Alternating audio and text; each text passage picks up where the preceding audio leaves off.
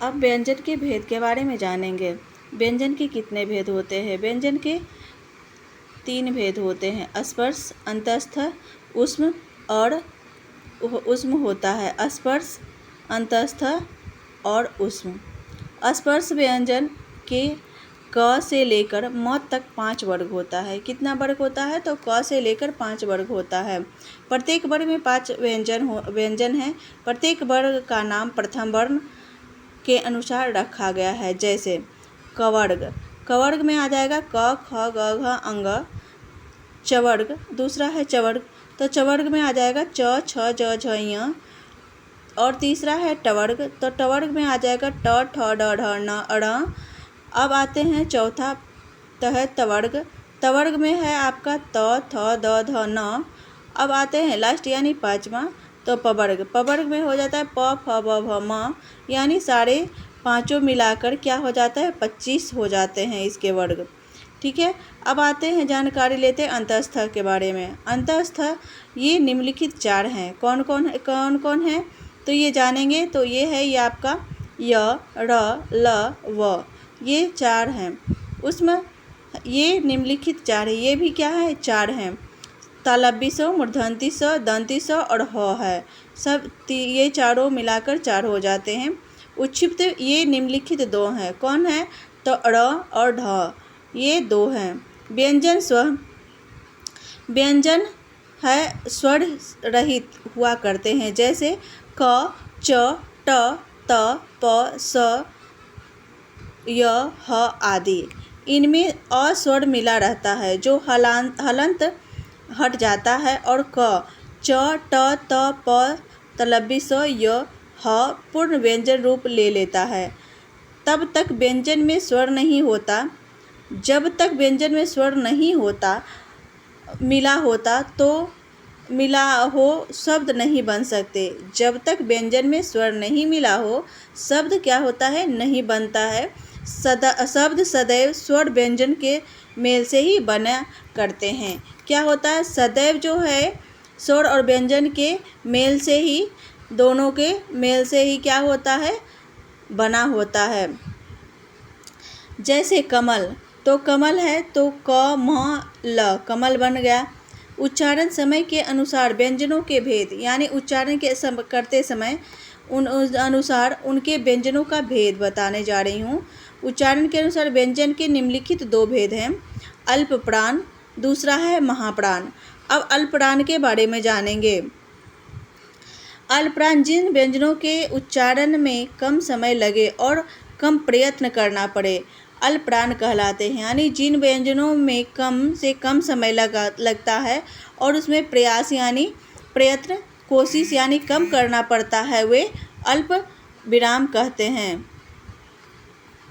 क्या कहते हैं? उसे अल्प प्राण कहते हैं। जैसे कवर्ग, क, ग, अंग।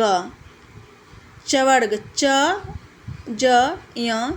टवर्ग, ट, ड़, न। तवर्ग, त, थ, त, द, न। पवर्ग, प, ब, म। य, र, ल, व। य, र, ल, व, ये सारे चीज़ क्या हो जाते हैं? पवर्ग हो जाते हैं। अब आते हैं महाप्राण के बारे में जानेंगे।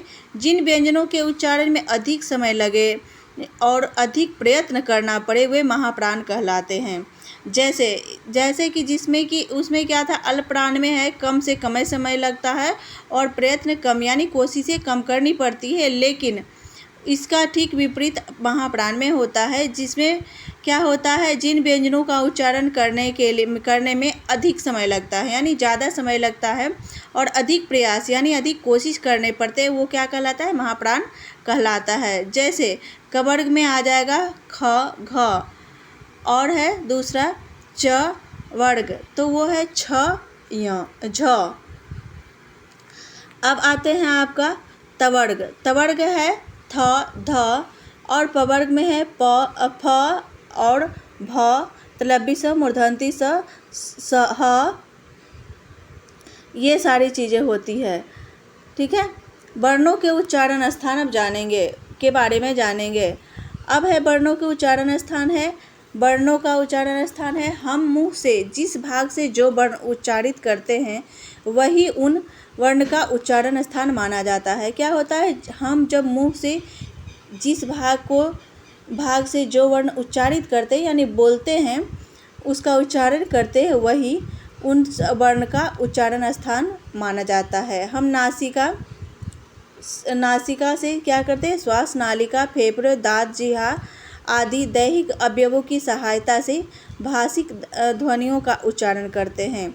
हमारे फेफड़े से जब हवा निकलती है तब भाषिक ध्वनियों के उच्चारण के लिए कंठ से लेकर होठों तक के विभिन्न अंगों की सहायता से हवा को विभिन्न स्थान पर पूर्ण रूप से अथवा आंशिक रूप से रोका जाता है, अथवा मुख और नासिका से अथवा दोनों से ही निकलता है। क्या होता है, आंशिक रूप से रोका जाता है अथवा मुंह और नासिका यानी मुंह और नाक से दोनों से ही निकलता है।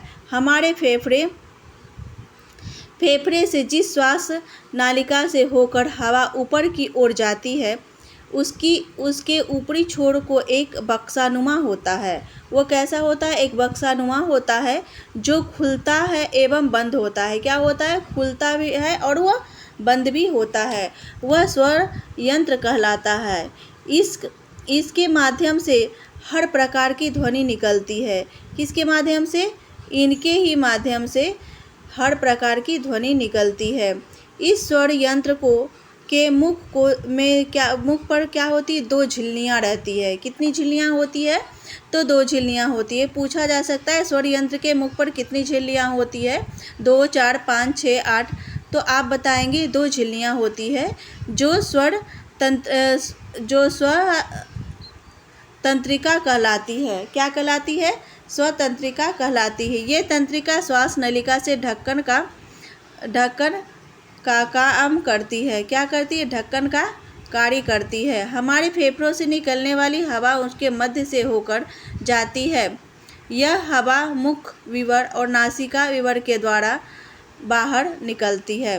किसके द्वारा बाहर निकलती है, तो नासिका यानी नाक के द्वारा बाहर निकलती है।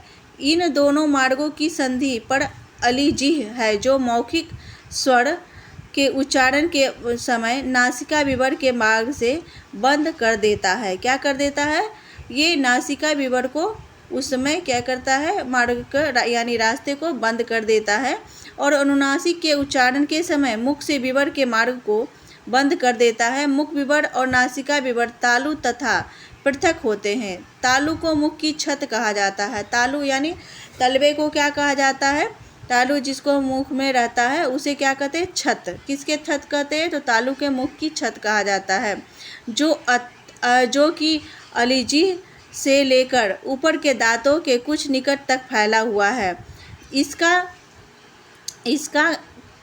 इसका जो आगे का भाग होता है वो कठोर होता है और पार्श्व यानी पीछे का भाग कोमल होता है। इन दोनों के तलुओं को संधि स्थल मूर्धा कहलाता है।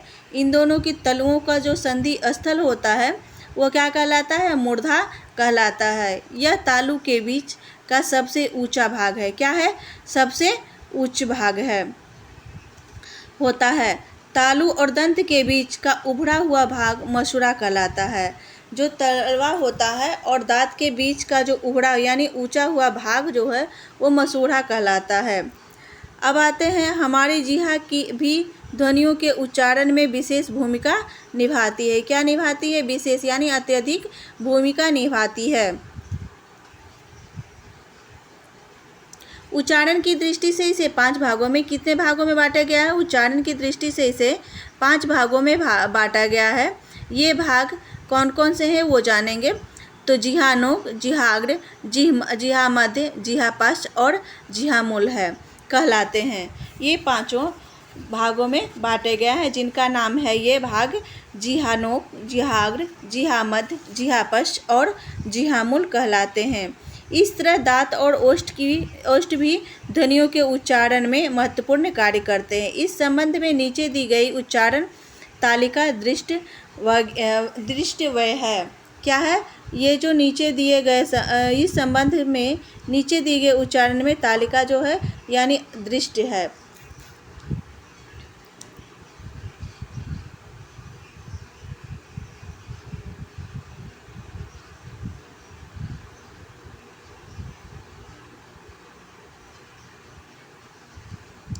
इसके आगे मैं आपको जानकारी देना चाहूँगी नेक्स्ट थोड़ी देर में।